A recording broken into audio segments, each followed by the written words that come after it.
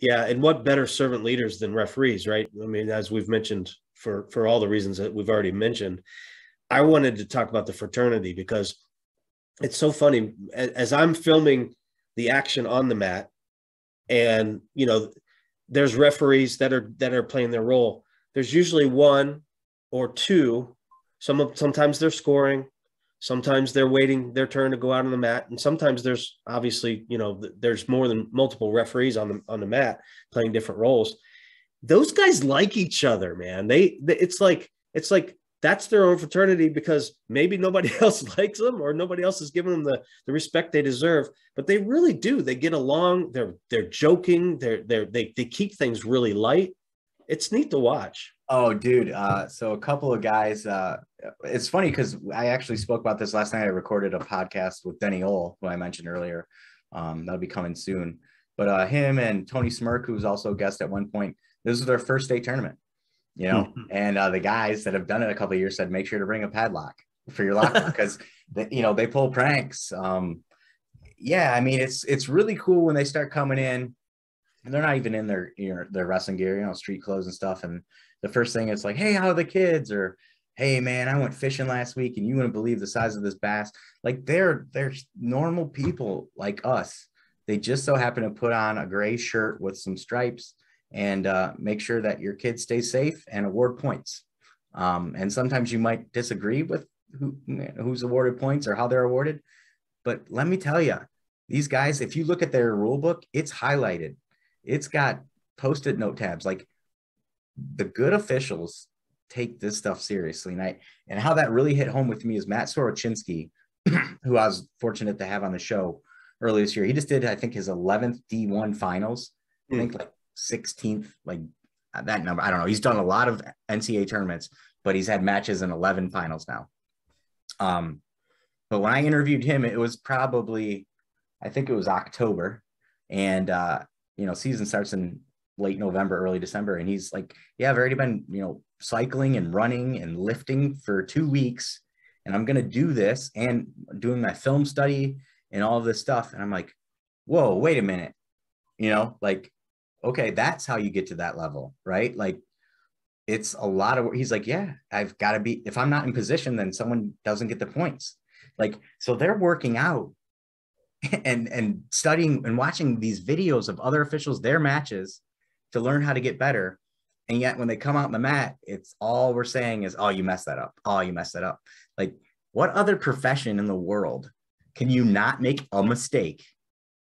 And like on social media, everyone is like blasting you with a picture and none other than professional sports. Right.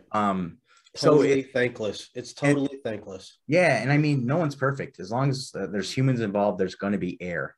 But I can tell you with absolute 100% certainty, anyone and everyone I've talked to, like they just want to get it right. If they made the wrong call, and I saw a couple at junior high state and grade school state, and I was watching, because I'm watching the officials to learn. Like I like to watch how some of their motions. I can kind of tell some people like, oh, they're trained by this person. They're trained by this person. But like coming up, they got the call wrong. Like one time he's like, yep, coach, you know what? You're right. I should have let that burn. I was wrong. I'm taking away the one that was a reversal. Like, boom, you know what I mean? Mm-hmm. It happens, but we always focus on when we don't get our way. And then we go and whine on social media and complain, and it doesn't change anything most of the time. Right. But I'll tell you what, if an official sees that and it's a really close call or whatever, and it could go either way, and they know that you're someone that, I don't know, what are your chances of getting that call? Do you think you got better chances or worse chances? Right. So I think we just all just need to, can't we all just get along, I guess is what I'm trying to say. But yeah, I can't even remember the question, man. But like, seriously, if we could just figure this out, this coaches and officials thing, it would benefit the wrestling 100%. That's a really inside aspect that I never thought about just as a general wrestling fan. I think that's key. I was worried. I was coming at the angle of I'm worried about the numbers, and I'm too soft skinned to be a referee. I can't do it, man. I want to make too many people happy, and oh my God, I got to get it right. I overanalyze, and these matches they run forever, and I double second guess myself. But certain people are suited to be referees. And I'm just thinking about the numbers, where are those people? But I think you really hit it. For me, it's the interaction between the coaches, the referees, and the roles that everybody plays, including the wrestlers, in this great sport of wrestling that we have.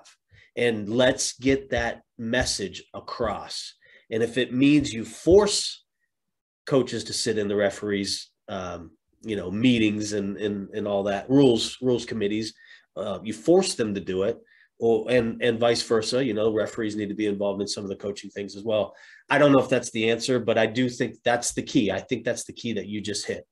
Well, actually, again, back talking with Denny Ohl yesterday, he's from West Virginia, originally state champ there. And so he's a wrestler. Then he coached, he wrestled in college, coached 16 years official there and 6 years here, got his first state assignment this year.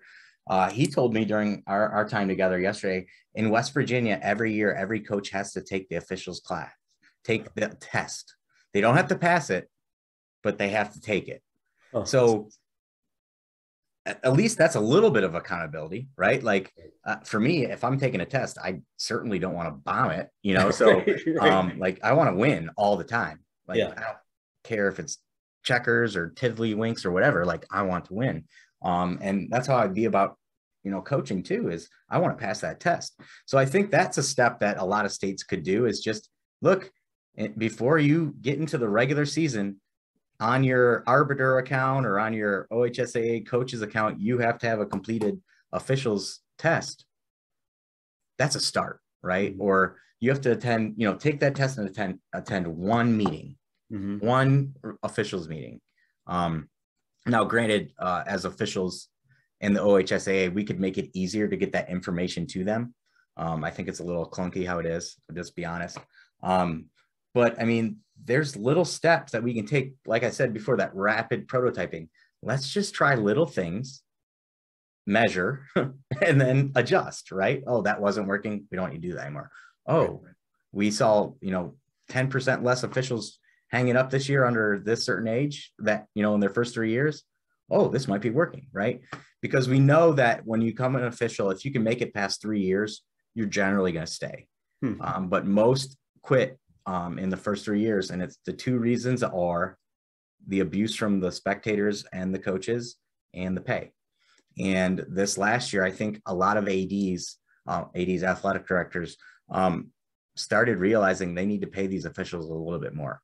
We're not talking hundreds of dollars, but they went up $50, and that makes all the difference in the world. That, now with gas, that's maybe a half of your trip for half of your trip, a quarter of your trip.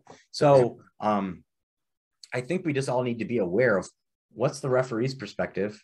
I would love, I've heard your show's great, and, with coaches, and I've heard theirs, and they all want to win and they all want to do it the right way.